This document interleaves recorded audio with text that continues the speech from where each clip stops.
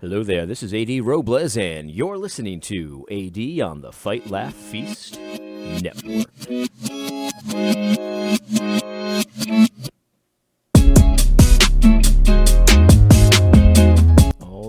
All right. Well, before we begin today, let me just say this. If you have not considered doing so, please consider becoming a Fight, Laugh, Feast Network club member. Use the show code ROBLES, that is ROBLES.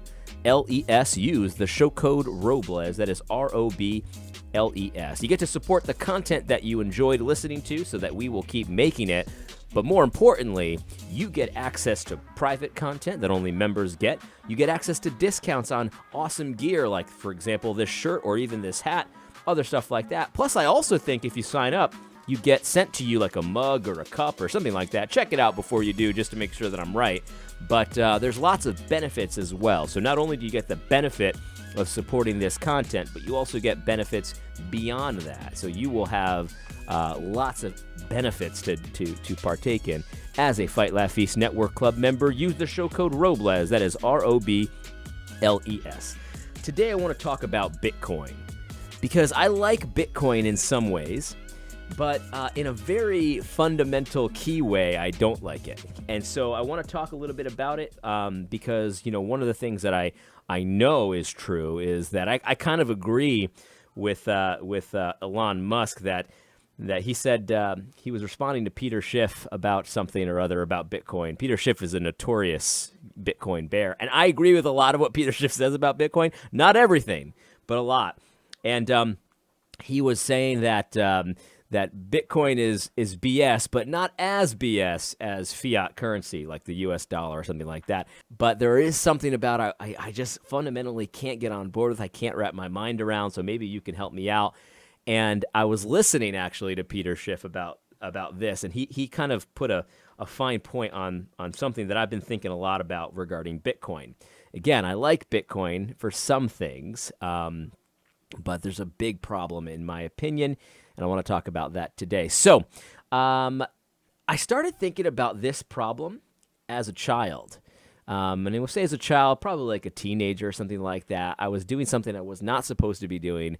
I was watching a rated R movie, a very inappropriate movie for a teenager to be watching, called Blood In, Blood Out. It's a prison movie, and I was watching it at my cousin's house. I'll never forget. And yeah, so definitely not recommended for kids. But anyway, there's a scene in it where the white guy, there's some critical theory in this movie too, now that I think about it. There's a white guy, but he's actually Mexican. He's like half white, half Mexican, but his skin is very white, so he's not allowed in the Mexican gang at first. But then he eventually gets in, and eventually he's leading the Mexican gang. That's some white privilege right there. That's for sure. Anyway, when he first gets to prison, he's new, he's a fresh fish, and like a Mexican pimp tries to take him under his wing, if you know what I mean. And he starts off by giving him some stuff. That's how it typically happens. They give you some gifts, whatever. And one of the things he gives him is cigarettes. And I want you to hear Miklo's reaction when he gets the cigarettes.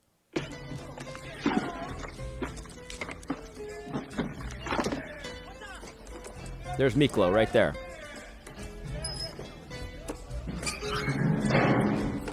Smokes for you. Pues que no importa in the pinta, that's like cash. You know what he said? He said, I got some smokes for you. Miklo says, I don't really smoke cigarettes. And he says, no. In jail, that's like cash. You know, it's important to have cigarettes. It's like cash. You can buy, you can sell, all this kind of stuff. And if you've watched any prison movie, then you know that cigarettes operate like cash. Actually, I've heard that that's no longer the case. I've heard that nowadays, ramen noodles are cash, like a package of ramen noodles. You say, hey, man, I want a tattoo. Can you do a tattoo on me? And he'd be like, yeah, that'll be 10 ramen noodles or honey buns. And I do mean the little Debbie's, the ones that you eat, not the other kind. So just don't get a sick mind. I mean actual physical honey buns. Honey buns, books of stamps, ramen noodles, other food, stuff like that. This all operates as cash in the prison because you're not allowed to have cash as a prisoner. So in order to buy and sell things, you gamble with ramen noodles, you gamble with honey buns, stuff like that. And so it operates like money. It's a currency. It's a form of currency. Cigarettes are the same thing. And so I used to think when I was a kid, like why is that, right? Why in prison does cigarettes become money? Did did they just decide, okay, well, our money's going to be cigarettes? And it's like everyone's using cigarettes now. That's how I was thinking. And the reason I was thinking that way is because I was educated in public government schools where, we just are taught that the government decides everything for us. That's not what happened. That's not how cigarettes became currency. It wasn't like the shot callers or the gangs decided, okay, it's just going to be cigarettes, or it's going to be ramen noodles, or it's going to be books of stamps. That's not how it was decided. It's decided a lot more organically. And I want to talk about that in relation to Bitcoin in a second. Actually, the Bible talks about a situation where something very similar happened, where all of a sudden food became money. And so there's a passage in Genesis chapter 47. I'll credit Gary North for being the first one to point this out to me. Gary North has written a lot about the Bible and economics, the Bible and money. And this is the first place I read this was with Gary North, and it's from Genesis 47 when there was a famine in Egypt. You remember this? Joseph has a dream. He predicts the famine. He becomes like Pharaoh's right-hand guy and all that kind of stuff. And here's what chapter 47, verse 13 says about the famine in Egypt. It says, God says, "Now there was no bread in all the land, for the famine was very severe, so that the land of Egypt and the land of Canaan languished because of the famine. And Joseph gathered up all the money that was found in the land of Egypt and in the land of Canaan for the grain which they bought, and Joseph brought the money into Pharaoh's house." Listen to this next line. "So when the money failed in the land of Egypt and in the land of Canaan, all the Egyptians came to Joseph and said, 'Give us bread, for why shall we die in your presence? For the money has failed.' Then he says, so Joseph said, 'Give me your livestock, and I will give you bread for your livestock if the money is gone.' So they brought their livestock to Joseph, and Joseph gave them bread in exchange for the horses, the flocks, the cattle, and the herds, and the donkeys. And then thus he fed them with bread in exchange for all their livestock that year." So what's going on here? What's happening? This is very interesting. So what's happening here is price inflation has caused the money to fail. The cost and the value of grain has become so high that the silver, which is essentially silver and gold is probably the money he's talking about here. Silver and gold is worth less than the grain itself. So food has become the currency here. So what's happened here is that Joseph has dealt very shrewdly, and he's acquired a lot of assets. He's acquired gold, silver, and then when that no longer was able to purchase the grain and stuff like that, inflation had gone through the roof because of the central ownership of this. The Pharaoh owned everything. They had to start giving him their assets, their stock, their livestock, and they exchanged their livestock for grain so that they could survive. Like, grain was essentially the currency here. Grain was what people wanted, and see, that's the key, because for money to actually be valuable, to actually have like intrinsic actual value, people have to want it to use it for something, right? So food in prison, it's easy to see why food might become valuable, because food everybody needs. Everybody needs food. And so you get like your 3 squares a day in prison, but it's a lot of people say it's not enough food to really get by, so people buy extra food. And so ramen noodles becomes highly valuable. It's highly sought after. Honey buns becomes highly valuable, highly sought after, because after, chow hall shuts down for the night, you're still hungry. You want to have a honey bun. You want to have ramen noodles. You want to have whatever it is. And so people want this currency. People want it because they're going to use it. It's the same with cigarettes, right? So people, even if you don't want cigarettes, you'll take it as currency because somebody else wants it. Somebody else is going to use it. They need to take that hit because they're addicted to tobacco or whatever it is, and all of that kind of stuff. And so there's a use case for it, right? There's a valuable use case for cigarettes. So you'll take it as currency because you can offload it very easily because somebody is going to want it. There's a use there. There's a value there to that ramen noodles. And so in the book of Genesis here, it's very easy to see the use case for grain because people were starving. And so, everybody wanted grain, and so they would take grain. You see, that's the thing. And so Joseph dealt very shrewdly here, though, because what happened with Joseph is he knew that gold and silver was valuable. People were using gold and silver for a variety of things in those days, and so he got all the gold, all the silver in exchange for the grain that he had stored up. He got all that, and then he also got all the stock. He got all the livestock as well. He got all the land, I believe, as well. Joseph bought all the. Here it says Joseph bought all the land of Egypt for Pharaoh. They sold him all their land in order to eat.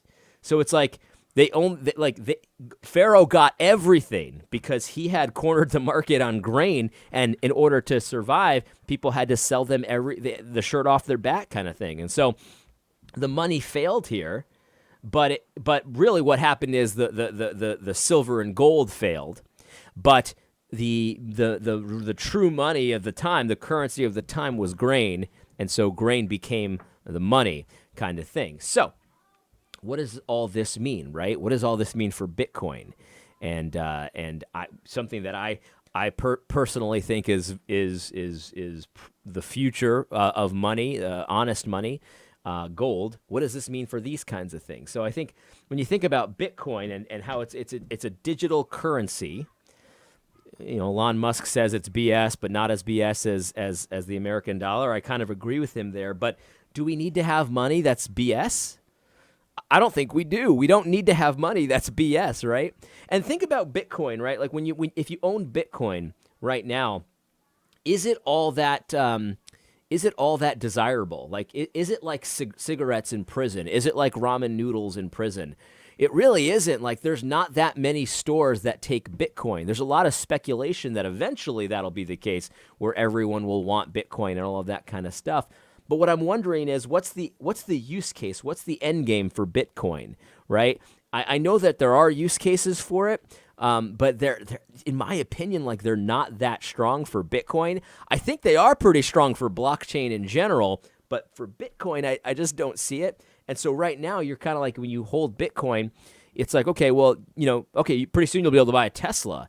I bought a Gab Pro account with Bitcoin. Like there's certain things you can buy with Bitcoin, but at the end of the day, it doesn't have the same kind of value as, say, ramen noodles in prison, right? And you're gonna say you're nuts, Adam, because ramen noodles are 15 cents a bag, and a Bitcoin is got a price of $50,000 per Bitcoin. And you're right, the price of Bitcoin is great, and everyone who held Bitcoin before is looking like a genius right now. But what I'm wondering is, what's the end game here, right? What's the end game to people that are holding Bitcoin and have a Bitcoin collection, is what Peter Schiff likes to call it, just to kind of zing people a little bit. See, I prefer gold because of the use case for gold. See, gold, people use gold. Like, somebody wants gold. The reason why you would take gold as currency is because somebody is going to want gold, and so gold should be something that could be easily exchanged. And I don't mean like person to person. What I mean is if you had a currency, for example, that was backed by gold, that you could redeem for gold. See, that would be a lot better because people do need and use gold. I'll never forget when I was taking a tour of a manufacturing facility, and these guys manufactured a number of electronics type things and different products and all of that. And we were doing the facility, and I saw what they had they had a waste receptacle set up for scrap gold because they used gold for manufacturing a number of different products that they made. And I remember thinking to myself, man, there's hundreds of thousands of dollars worth of gold in this trash receptacle. And they're obviously not going to trash it. They're just collecting it so that they can melt it down and sell it, whatever. But gold is used in manufacturing, so is silver. Not only that, but like it's also desirable for beauty. Like people like to have gold jewelry. People like to have gold things. And back in the old days, that's why they used gold and silver as money, because silver and gold was desirable. Lots of religious artifacts were made with gold. Kings wanted gold to do whatever it is they did with them, just for luxury items and things of that nature. So gold does have value in that way because it's useful. You might not be able to use gold, but somebody can.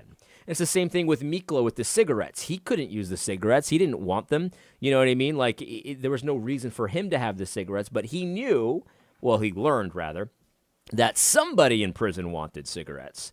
And so it would be easy to offload them. It's an easy way to sort of exchange value because eventually somebody's going to want to use the cigarette. And so that's the main problem, in my opinion, with Bitcoin. Now, I'm not saying that Bitcoin is worthless. I'm not saying that at all. In fact, as far as Torba, he did an interview with the brothers at Fight, Laugh, Feast and Cross Politic, and he was saying how it's free speech money. There's definitely use cases as far as free exchange and freedom and stuff like that, and not having access to a bank but still being able to do your transactions and stuff like that. I definitely think there's something there. There's no question about it. There is something there, and I don't want to say that I don't own any Bitcoin. I'm not going to say that either. But I'm just saying, what I am saying though is, be careful, especially some of you people that are putting significant portions of your net worth in Bitcoin.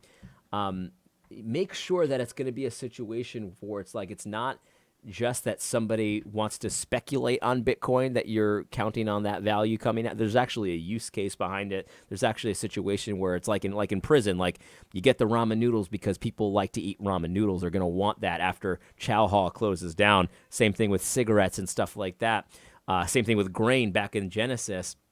Like, we need to understand, like, there's at the end of the day, you better hope somebody wants it and sees value in it for something, I think, beyond speculation. Because if it's just speculation that's driving the price up, which I think it probably is a lot of speculation right now, then that's a problem. Now, again, please hear me saying, I don't say that there's no use case for blockchain. Of course there is. But I just want you to be careful. That's all I'm saying. This episode should be titled just be careful. All right, just be careful. I think the Bible is very interesting with the way it deals with money and economics and things of that nature. You probably don't know a lot of what the Bible says about money because it's not really taught that from pulpits that much about money. Now, of course, people talk about the love of money is the root of all evil and stuff like that, but the actual money itself and economics, the Bible actually has a lot to say about that kind of stuff.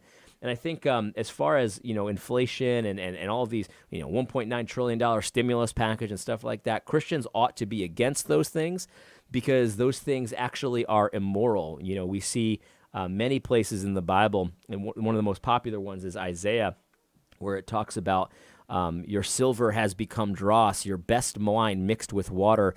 Obviously, those are metaphors, but they're metaphors that are actually built in something that the people understood was really going on. Like their silver was becoming devalued. People were dealing immorally with the money in such a way that they were pretending it was worth a lot, but it really wasn't because they were mixing it with other things. Same thing with wine. It was being mixed with water. So you would think I'm getting a liter of wine, but you were getting only a half liter of wine. It was mixed with half water as well. They were devalued. That's immoral. And so all the stuff that the government does with our money supply right now, the inflation that's happening at tremendous scales right now, it's immoral. God judges nations because of that, and so He will destroy. We'll be at a point where the money has failed. We'll be just like the people in Egypt were saying, the money has failed, and so we've got an issue, I think, when it comes to that kind of thing. When it comes to money in the United States, we really need to reconsider what is money. What is it for? What does it do? And how do we protect ourselves when God kind of pulls that curtain and says, here's what's really going on here. Your silver has become dross. Your best mixed wine has been mixed with water. He's going to do that at some point. The curtain's going to he's going to expose the whole fake system for what it is. And is the solution Bitcoin? Well, you better have some good reasons why you think that might be the case. I think that there are potentially some reasons there. Is gold going to end up being money? Is it going to be something else? We need to consider these things as we consider planning for the future and all of those kinds of things. It's not dirty to talk about this stuff. This is stuff that is spiritual in nature. The Bible proves it again and again and again. And so we ought to consider that stuff as well. By the way, if ramen noodles became money, I would like that. I like ramen noodles. Anyway, I hope you found this podcast helpful. By the way, all of you Bitcoin guys out there, again, I'm not talking bad against Bitcoin. But if I've messed up a little bit here some way, let me know. Let me know what you think, and let me know where I've gone wrong about Bitcoin. Again, I'm not saying I don't own any Bitcoin. I might own a little bit. I don't know.